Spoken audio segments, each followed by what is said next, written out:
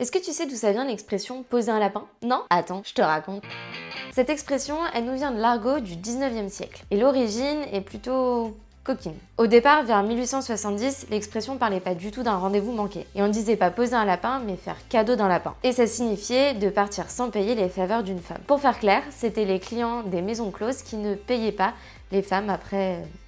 T'as compris. On se le dise, c'est super lâche. Dans le dictionnaire d'argot de l'Archer, édité en 1889, le lapin est même défini comme le client qui quitte les filles sans payer le prix convenu. Mais alors, pourquoi le lapin spécifiquement? Cette explication, elle nous vient de la fête foraine. Le lapin qui est posé sur le tourniquet paraissait facile à gagner, mais on ne le gagnait jamais. On a tous fait ça à la fête foraine, de payer 30 € pour avoir le gros lapin en peluche, et au bout de 30 minutes, ne finir qu'avec un tout petit jouet qui coûte peut-être 20 centimes à l'achat.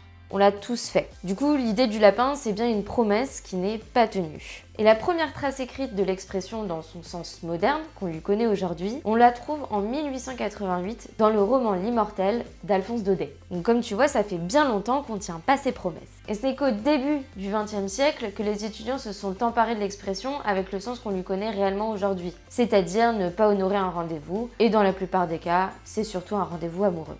Donc voilà, la prochaine fois qu'on te pose un lapin ou que tu poses un lapin, sache que c'est une tradition française très vieille. Voilà, tu le sais maintenant.